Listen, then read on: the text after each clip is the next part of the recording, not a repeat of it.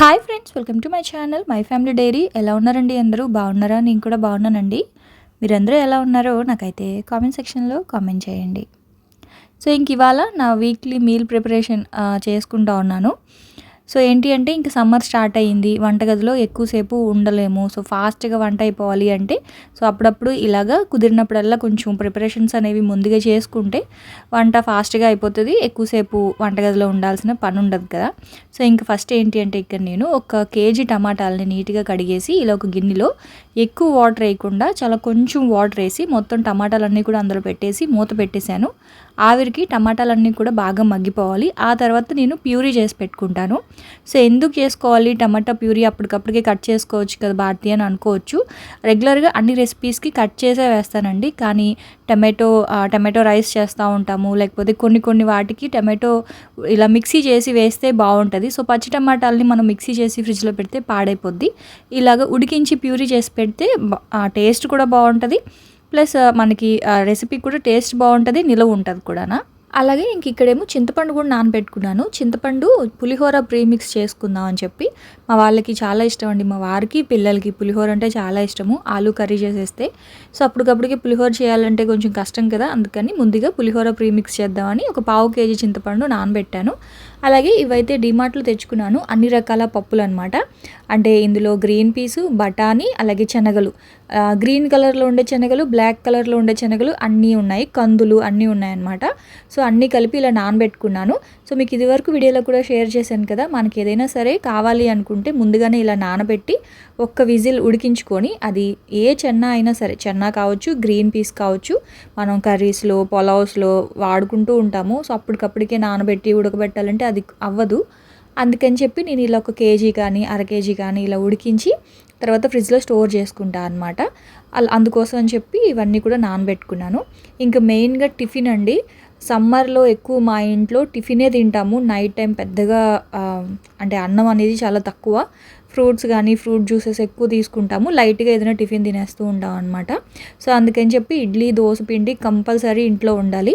So ఇక్కడైతే నేను 1 KG బియ్యం తీసుకున్నాను, రేషన్ బియ్యము, 1/4 కేజీ మినపప్పు తీసుకున్నాను, ఒక గుప్పెడు కన్నా ఇంకొంచెం ఎక్కువ శనగపప్పు అయితే వేసుకొని, 1 స్పూను మెంతులు అయితే వేసుకున్నాను. దోశ పిండికి వాటర్ వేసేసి నీట్గా కడిగేసి నానబెట్టుకుంటున్నాను. అలాగే 1/4 కేజీ మినపప్పు నానబెట్టుకున్నాను ఇడ్లీ కోసం. 1/4 కేజీ మినపప్పుకి 1/2 కేజీ ఇడ్లీ రవ్వ కలిపేసుకుంటే ఇడ్లీలు సాఫ్ట్గా వస్తాయన్నమాట. అయితే ఎప్పుడైనా మనము పప్పు నానబెట్టేటప్పుడు ముందే కడిగేసి ఆ తర్వాత నానబెట్టుకోవాలి.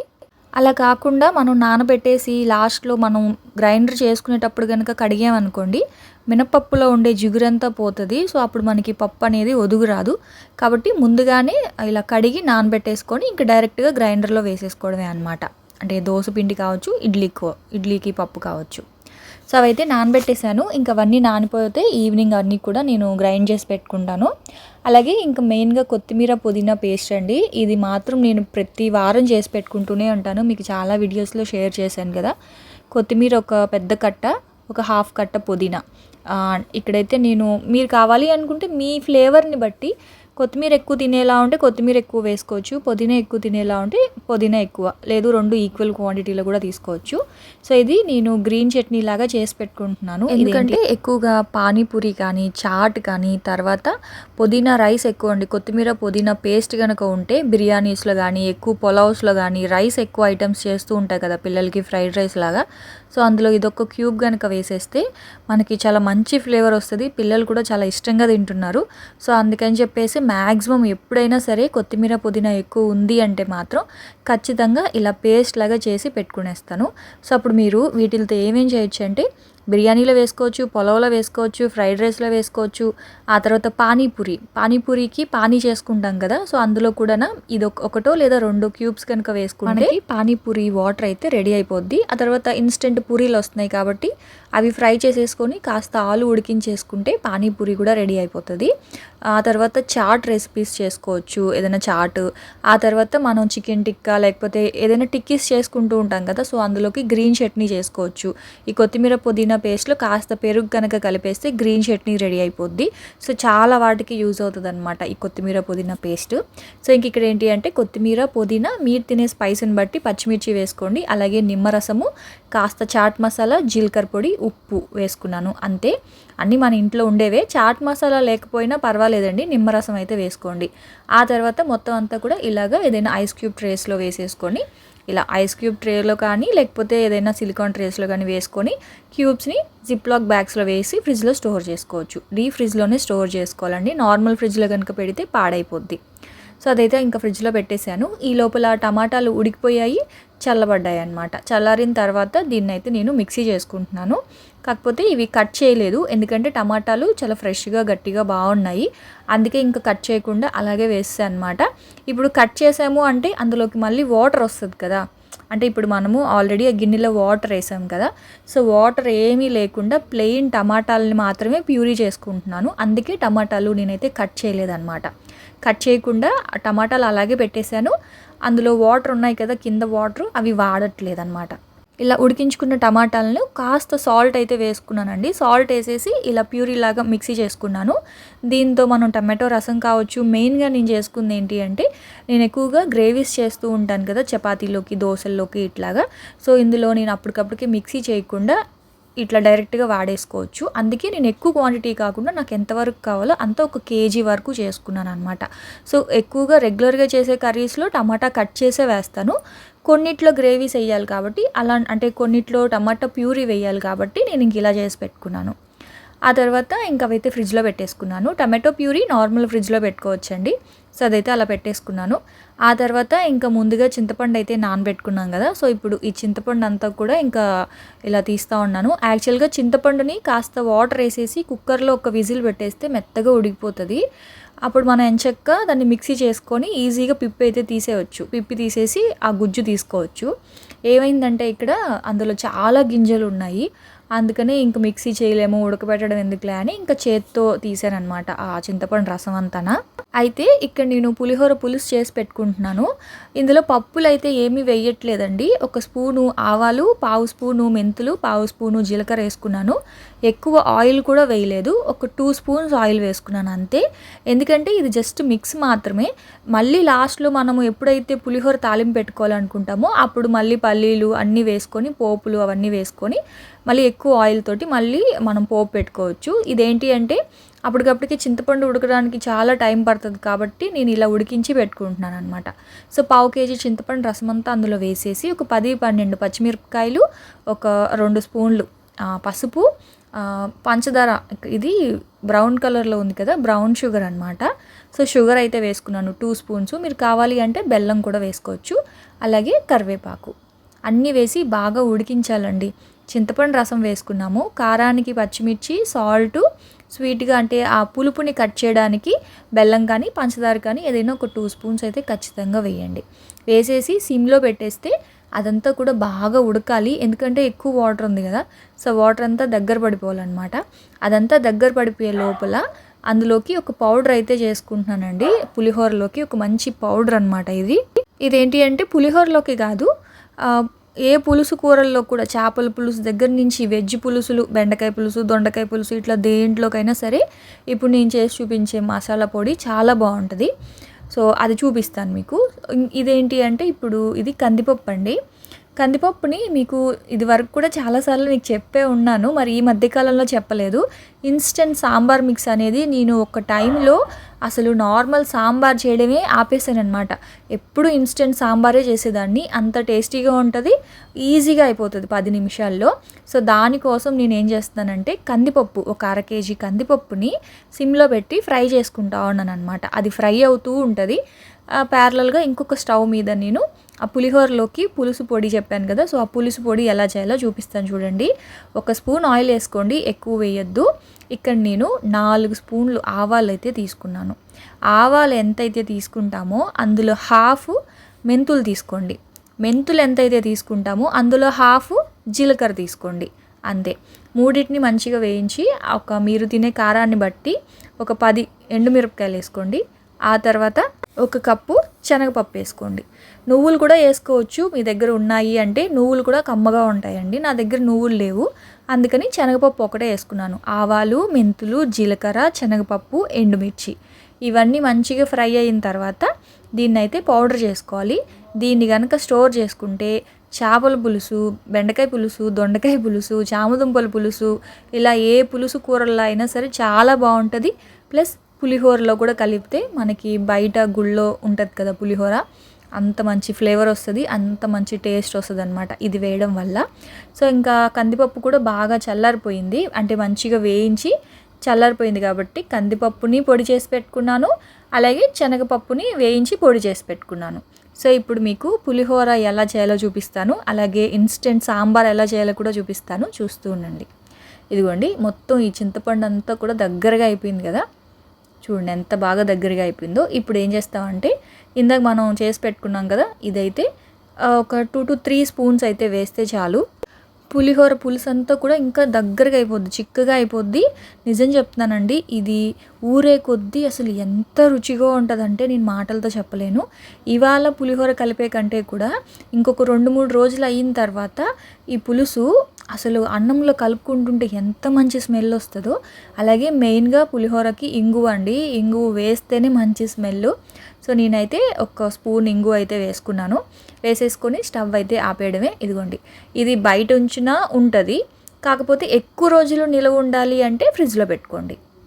ఆ తర్వాత ఇది ఇంకా మామూలుగా మనము పులిహోరకి ఎలా అయితే పోపు అన్నీ పెట్టుకుంటాం కదా, పల్లీలు, ఎండుమిర్చి, కరివేపాకు, ఆ తర్వాత కొంచెం శనగపప్పు, మినప్పప్పు, కొంచెం ఆవాలు అవన్నీ వేసేసి పప్పులు అన్నీ కూడా మంచిగా వేగిన తర్వాత ఇలా ఉడికించి పక్కన పెట్టుకున్నాం కదా చింతపండు పులిహోర పులుసు, అదైతే వేసేసుకున్నాను. వేసేసి స్టవ్ ఆపేసి ఇంకా రైస్ కలిపేసుకోవడమే అనమాట. ఇదేం పెద్ద టైం ఏం పట్టదు. జస్ట్ పల్లీలు అవన్నీ ఏంటి అంటే మనకి అప్పటికప్పటికే పల్లీలు ఫ్రై చేసి రైస్లో కలిపితే ఏంటంటే క్రిస్పీగా పప్పులు ఉంటాయి కాబట్టి పులిహోరకి మంచి ఫ్రెష్ ఫ్లేవర్ వస్తుంది. పప్పులు కూడా అంటే కొంచెం క్రిస్పీగా తగులుతూ ఉంటే టేస్ట్ చాలా బాగుంటుంది కదా. ఇదిగోండి, యాక్చువల్గా ఇవాళ నేను పులిహోర చేయకూడదు అనుకున్నాను, కానీ ఆ స్మెల్కి నేను ఇంకా అసలు టెంప్ట్ అయిపోయాను అనమాట. అందుకే మళ్ళీ వేడిగా రైస్ వండుకొని మరీ పులిహోర అయితే కలుపుకున్నాను.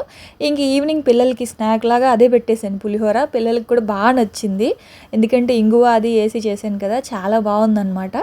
సో ఇదిగోండి, ఇంకా దీన్ని మీరు బయట అయినా ఉంచుకోవచ్చు, ఫ్రిడ్జ్లో అయినా పెట్టుకోవచ్చు. సో పులిహోర ప్రీమిక్స్ అనమాట ఇది. సో అదైతే పెట్టేశాను. ఆ తర్వాత ఇంక ఇది యాక్చువల్గా నైట్ ఇన్స్టెంట్ సాంబార్ చేశాను. సో ఎలాగో చేశాను కదా, ఒకసారి మీకు కూడా చూపిద్దాంలే అని చెప్పేసి షూట్ చేశాను అనమాట. సాంబార్కి ఫస్ట్ మనం ఎలా పోపు అయితే పెట్టుకుంటామో అలా పోపు పెట్టుకోవడమేనండి. ఆయిల్ వేసుకోవడం, ఆవాలు, జీలకర్ర, ఎండుమిర్చి, వెల్లుల్లిపాయ, కరివేపాకు అన్నీ పోపు అంతా వేగిన తర్వాత ఉల్లిపాయ వేసుకోవాలి. ఉల్లిపాయ వేగిన తర్వాత అన్ని వెజిటేబుల్స్, ఇంకా సాంబార్ అంటే అన్ని రకాల కాయగూరలు వేసుకుంటాం కదా, సో మీరు తినే కాయగూరలు అన్నీ వేసుకొని రుచికి సరిపడా ఉప్పు, పసుపు, కారము హాఫ్ స్పూన్ ధనియాల పొడి. ఇక్కడ సాంబార్ పొడి నేను ఇంట్లో తయారు చేసుకున్నాను. ఈ రెసిపీ నేను ఆల్రెడీ చేశాను కాబట్టి ఇంక ఇవాళ చేయలేదు, ఉంది నా దగ్గర, అందుకే చూపించలేకపోయాను. సో సాంబార్ పొడి అయితే హోమ్మేడ్ సాంబార్ పొడిని 2 స్పూన్స్ అయితే వేసుకున్నాను.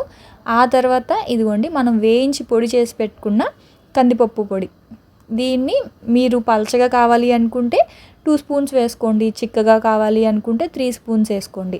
ఇలాగ వేయించి పొడి చేసి పెట్టుకోండి. ఎందుకంటే మనం అసలు ఎందుకు వేయించాము అంటే కందిపప్పుని కడగలేదు కదా, సో ఆ కడగకపోతే ఆ పచ్చిదనం కొంచెం డస్ట్ ఏదైనా ఉంటుంది కదా, అందుకని కందిపప్పుని మంచిగా వేయించి చల్లార్చి పొడి చేసి పెట్టుకున్నాం అనమాట. సో ఇప్పుడు ఆ పొడి అంతా వేసేసాం కదా, ఇలా మొత్తం అంతా కూడా ఒకసారి కలిపేసేయండి. కలిపేసి చింతపండు రసం వేసేసుకొని మీకు సరిపడా వాటర్, అంటే సాంబార్కి ఎంత వాటర్ కావాలో అంత వాటర్ వేసేసుకొని ఫైనల్గా కొంచెం కొత్తిమీర కూడా వేసేసుకొని కుక్కర్ మూత పెట్టేసి ఒక 2 విజిల్స్ కనుక పెట్టేస్తే మనకి 10 మినిట్స్లో సాంబార్ రెడీ అయిపోద్దండి. జస్ట్ విజిల్ రావడమే ఆలస్యం అనమాట. సాంబారు చాలా చిక్కగా చాలా బాగా వస్తుంది. ఇదిగోండి, ప్రెషర్ పోయిన తర్వాత సాంబార్ అయితే ఇలా ఉంది. ఒకవేళ మీరు ఇడ్లీ దోశతో తినాలి అనుకుంటే కాయగూరలు ఏమి వేసుకోకుండా ప్లెయిన్ ఉల్లిపాయ టమాటా వేసుకొని సేమ్ ప్రాసెసే అనమాట. మీకు ఒకవేళ కావాలి అనుకుంటే కాస్త కొబ్బరి పొడి కూడా వేసుకోండి, ఇడ్లీతో తినేటప్పుడు బాగుంటుంది. లేదు అనుకుంటే ఇలాగే కూడా చేసుకోవచ్చు. చూసారా ఎంత చిక్కగా, అసలు ఏమైనా మీకు తేడా తెలుస్తుందా? నార్మల్ సాంబార్కి ఇలా ఇన్స్టెంట్ సాంబార్కి టేస్ట్ కూడా ఏమాత్రం మారదండి. కాకపోతే సాంబార్ పొడి, ఇంట్లో చేసిన సాంబార్ పొడి ట్రై చేయండి, అప్పుడే మీకు సాంబార్ అనేది మంచి ఫ్లేవర్ తోటి బాగుంటుంది. బయట నుంచి తెచ్చిన సాంబార్ పొడి అంత బాగోదు కదా. సో ఇంట్లో చేసిన సాంబార్ పొడికి ఇలా కందిపప్పు వేయించి పొడి చేసి పెట్టుకోండి. ఎప్పుడు కావాలంటే అప్పుడు 10 నిమిషాల్లో సాంబార్ రెడీ అయిపోతుంది. ఆ తర్వాత ఇంకా ఉదయాన్నే అన్నీ నానబెట్టుకున్నాం కదండీ శనగలు, ఆ తర్వాత దోసకి, ఇడ్లీకి అన్నిటికీ నానబెట్టుకున్నాం కదా, అవన్నీ కూడా బాగా నానిపోయాయి. ఇంకా అవన్నీ కూడా రుబ్బుకోవాలి. అలాగే శనగలు అయితే కుక్కర్లో పెట్టేశాను. ఒక్క విజిల్ కనుక పెడితే చాలండి, శనగలు ఉడికిపోతాయి. తర్వాత దాన్ని ఫ్రిడ్జ్లో స్టోర్ చేసుకోండి. ఇదిగోండి, ఇది దోస పిండి, అదే దోసకి పప్పు నానబెట్టుకునింది, ఇడ్లీకి పప్పు నానబెట్టుకుంది. గ్రైండర్లో అయితే వేసేసుకుంటా ఉన్నాను. అయితే ఇప్పుడు టైము ఈవినింగ్ 4 అయిందండి. 4 o'clock గ్రైండర్ వేస్తే నైట్ 8 o'clock కల్లా బాగా పిండి అనేది పులిసిపోతుంది. ఫ్రిడ్జ్లో పెట్టేసుకోవడమే. ఒకవేళ నైట్ కనుక నేను ఇదివరకు అయితే నైట్ టైం వేసుకున్నాను అనుకోండి, నైట్ అంతా బయటే ఉంచేస్తాను, ఉదయాన్నే ఫ్రిడ్జ్లో పెట్టుకుంటాను. సో అప్పుడు ఏంటంటే కాస్త ఎక్కువ పులిసిపోతుంది అనమాట. కాబట్టి మ్యాక్సిమం ఈ సమ్మర్లో ఈవినింగే గ్రైండర్ వేసేసుకొని నిద్రపోయేటప్పుడు అంటే ఒక 8, 9 ఆ టైంకి పప్పు పిండి బాగా పులిసిపోయి ఉంటుంది, ఫ్రిడ్జ్లో పెట్టేసుకోండి. మనకి ఎక్కువ పులిసింది అంటే మనకు ఒక 1 week ఉండాలి కాబట్టి ఇంకా ఎక్కువ పులిసిపోతాయి అన్నమాట. కాబట్టి ఎక్కువ పులవనివ్వకండి స్టార్టింగే. సో నేనైతే ఇంక నైట్ ఫ్రిడ్జ్లో పెట్టేసుకున్నాను, ఈవినింగ్ పప్పు రుబ్బుకొని.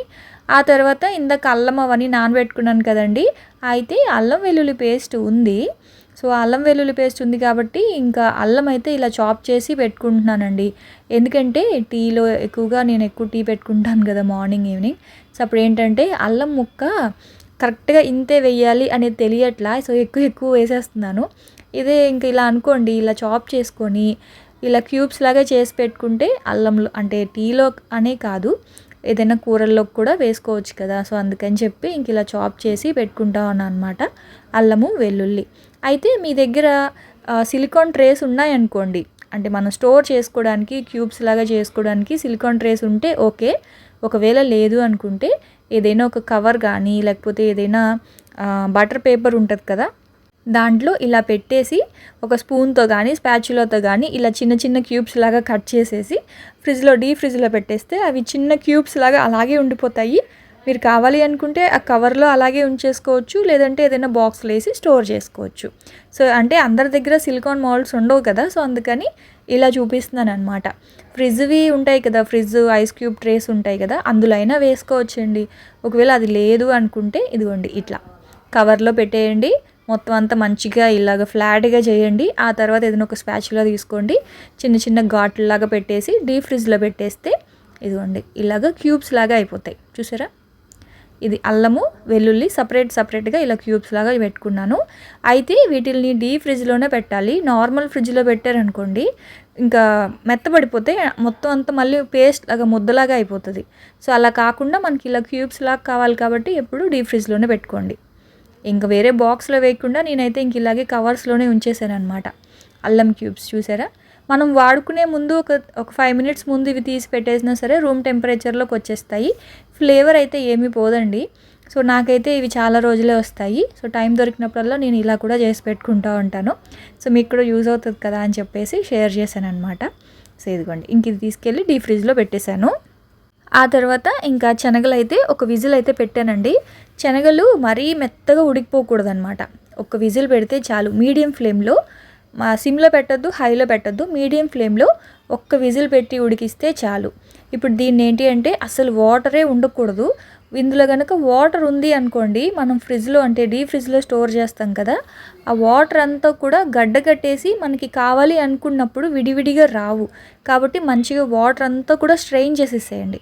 వాటర్ అంతా స్ట్రెయిన్ చేసిన తర్వాత కాస్త సాల్ట్, కాస్త ఆయిల్ వేసేసి ఇదిగోండి ఇలా ఏదైనా ఒక బాక్స్లో కానీ జిప్లాక్ బ్యాగ్లో కానీ వేసి పెట్టుకుంటే మనకి డీప్ ఫ్రిడ్జ్లో పెట్టేసుకుంటే, నార్మల్ ఫ్రిడ్జ్లో కూడా పెట్టుకోవచ్చు, కాకపోతే పాడైపోతాయి, కొంచెం స్మెల్ వస్తుంది. అదే డీప్ ఫ్రిడ్జ్లో పెట్టుకున్నారనుకోండి, మనకి చూడండి స్వీట్ కార్న్ ఇలాంటివన్నీ కూడా మనం స్టోర్ చేస్తారు కదా బయట, సో అట్లా ఉంటాయన్నమాట. ఇన్స్టెంట్గా ఎప్పుడు కావాలంటే అప్పుడు కొన్ని తీసుకోవచ్చు. సో వాటర్ అనేది లేకుండా చూసుకోండి. ఆ తర్వాత అది డీప్ ఫ్రిడ్జ్లో పెట్టేసుకున్నాను. ఇంక ఇక్కడైతే పప్పులన్నీ కూడా మెత్తగా మెదిగిపోయింది, తీసేసుకుంటున్నాను అనమాట. అయితే డీమార్ట్లో నేను ఆ ప్లాస్టిక్ బాక్స్ అయితే తీసుకున్నానండి. 129 రూపీస్, చాలా బాగుంది. మొత్తం కేజీ పిండి పట్టింది. కేజీ అంటే కేజీ బియ్యం, 1/2 kg మినప్పప్పు, ఇంకా అటుకులు కూడా వేసానండి, అది మీకు చెప్పడం మర్చిపోయాను. సో దాదాపుగా 1.5 kg పిండి పట్టిందనమాట ఆ బాక్స్లో. అలాగే ఇదైతే మినప్పప్పు, ఇంకొక బాక్స్ కూడా తీసుకోవాల్సింది. నేను ఆ రోజు ఒకటే తీసుకున్నాను.